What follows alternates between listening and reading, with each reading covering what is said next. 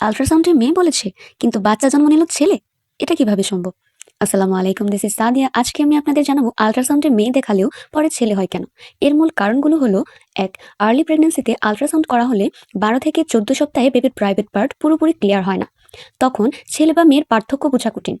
দুই, বেবির পজিশন ঠিক না থাকলে, বেবির পা ভাঁজ হয়ে থাকলে বা নড়াচড়া করলে সেক্ষেত্রে আলট্রাতে ভুল দেখা যায়।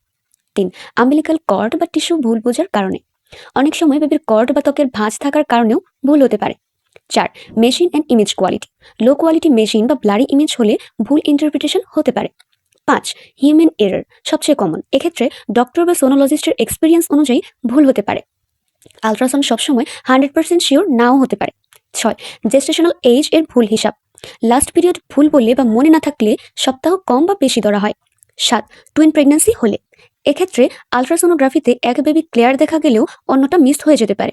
আট, ম্যাটার্নাল ওবেসিটি বা পেটে অতিরিক্ত চর্বি থাকলে, অতিরিক্ত চর্বির কারণে আলট্রাসোনোগ্রাফি মেশিন থেকে আলট্রাসাউন্ড ওয়েভ ঠিকভাবে ভিতরে ঢুকতে পারে না, এর জন্য ভুল হতে পারে। নয়, বেবি খুব বেশি অ্যাক্টিভ হলে, বেবি বারবার নড়াচড়া করার কারণে ক্লিয়ার ভিউ পাওয়া যায় না। তাই 18 থেকে 22 সপ্তাহে আলট্রাসাউন্ড করলে একিউরেসি তুলনামূলক ভালো হয়। তবে আলট্রাসাউন্ড সবসময় 100% শিওর নাও হতে পারে।